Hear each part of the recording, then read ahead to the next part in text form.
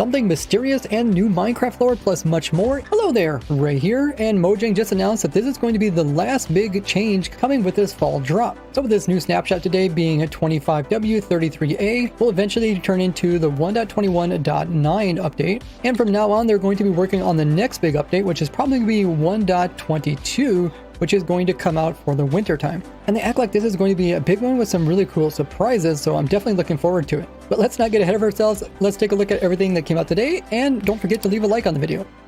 Just like iron golems can give out flowers to villagers, they can now also give them out to copper golems. And when these guys are given the flower, they will put it on top of their little lightning rod on top, and this is what it looks like. You can get the flower off of them by right-clicking them, and that will actually shear them, and then they'll drop it as an item. So I got a poppy item, which would be a really weird way to actually farm poppies in your world, as it's a lot easier to just make an iron farm, as they also drop poppies when they die. But this is such a cool connection between the iron golems and the copper golems, as there are two types of golems and they're both also metal golems, unlike the snow golem, which is made out of snow. So maybe there's some type of lore between these two guys. What do you think? And if we use the data command, we can see exactly how the copper golem is holding this item. Right here it says equipment, and it says head, and it says it's actually holding it in its head slot. And using this command, we can do the same thing to our player, and now we have a poppy sticking out of her head. Let's see if we get the poppy if we kill it. Oh, we did. We got the poppy plus we got the copper. And when the copper golem completely oxidizes, it will drop the poppy as an item. And the reference of the copper golem giving out poppies is actually from the movie called Castle in the Sky. We got these really strange flashes that occur in the end dimension sky. These are called skylights, and every few minutes, all of a sudden there'll be a big bright purple spot that will brighten up in the distant end sky. This will randomly be in some area on the sky, but it'll only be one of them, and it will only last a few seconds. And when this does happen, it floods the end dimension with this purple light. And these new flashes come out with this really interesting sound, which is called weather end flash. For some reason, it reminds me of like a solar flare noise. Now they say this is part of the vibrant visuals that they're working on for the Java edition, as Bedrock has it, but we don't have it here in Java edition yet, which would be really cool. But it also makes you think that maybe they're going to add something more to the end dimension, as everybody has been asking for an end dimension update. It's been a while since 1.9 was out. This seems really strange. It almost makes me think that they're coming out with a completely new dimension, which would be really cool. What do you think? Do you think this is more than what it seems?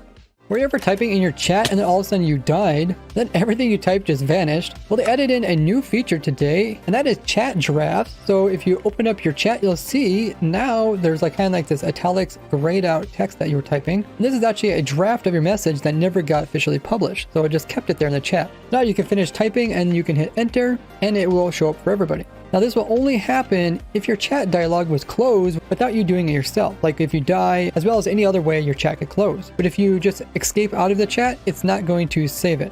This resolves a lot of problems when it comes to the dialog command and different things being placed in front of your face. Now there is options in your chat settings where you can save unsent chat messages. So if I click on, now you can start typing and all of a sudden like a mob's coming at you, you want to attack. You can escape out of it and attack the mob, and then you can open up your chat and the message will still be there for you to continue working on. This is such a nice quality of life feature. What do you think of it? Would you ever use it? It's now possible to start typing while you're inside of the Nether portal so that you can pass time by chatting with your other players, and your chat will remain open even when you switch to a newer dimension. I think this is a really cool feature, as there's not too much you can do inside the Nether portal. I really wish you could open your inventory so you could like organize at least or something. A lot of times people just use this time to eat some food to regenerate their hunger. They also reverted back the item location within the shelf. In the beginning it was here in the center, and then they put it down on the ledge of the shelf to make it look like it was actually sitting there. That ruined using the shelf for different aesthetic looks. They also updated the size of different items to make them fit better in the shelf. Like the buttons here aren't so small, when before they were like a little teeny one on the edge there. But you can now use the debug stick to actually change the alignment of the items so that they're at the very bottom. This is only accessible in creative. It allows people to have more creative freedom when designing stuff for like maps. But let me know what you think. Do you think it's better or worse than before? If you have a shelf full of blocks, as well as a hopper pointing into that that's also full of blocks, and then you have a hopper that's trying to pull out those blocks, if every slot of this hopper is actually full of an item, it'll actually stop pulling items out of the shelf for some reason. This is not intended, as it's supposed to fill up all these hopper slots, so they fixed that today. I did manage to make a item filter using the new shelf block. I'll put that in the description so you can check it out later.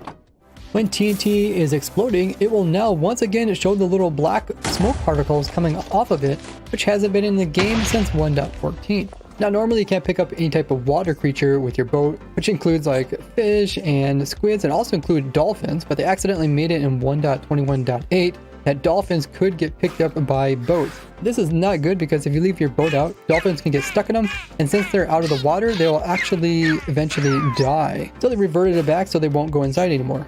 So if you get a dolphin in the boat now, then when the next full release comes out, the dolphin should stay inside. This would be a new type of discontinued mob, which is something fun that you can collect in your world, which is just one of many types of rares that you can collect in your game. I've been searching for all the different types of discontinued mobs and blocks and items, and I put them into these two big playlists that you can always check out if you want to add some rare stuff to your world. I have those linked down in the description.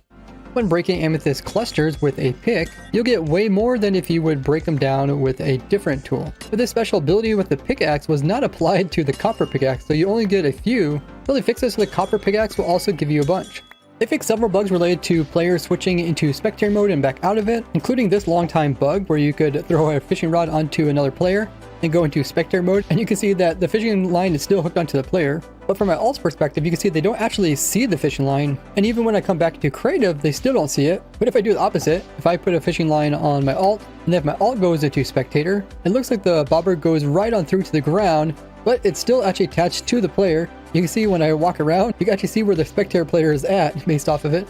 And if I reel in the fishing rod, I'm actually able to actually pull the spectator player, which is really cool. But they did fix the problem with the fishing line looking different for one player compared to the other. But while fixing these game mode bugs, they accidentally introduced a new one. So if we would leave in creative mode while we're flying in the air, save and quit, and then if we load the game, notice our character is going to fall directly out of the sky. It almost feels like some anti-fly hack measure where they don't want you to be flying through the air, but I'm sure they'll fix this one in the next snapshot. Now the Ender Pearl chunk loaders, where you have pearls bouncing in some bubble columns here, were accidentally getting deleted when you would leave the end dimension and get the end credits. For some reason it thought that you died, and therefore it deleted your pearls, and this would cause all your chunk loaders to completely unload. So this bug is fixed today, and my viewer testing server is open with the latest snapshot, so you guys can hop on and play around with the new features, which I'll also be doing during my Twitch live stream right after this video goes up. You can get your very own Minecraft server hosted with Bisect Hosting, and you can even get 25% off if you use code RAID or the link in the description. I've been using it for over a decade, and it's made Minecraft much more fun. I'll see you all over there. Bye-bye!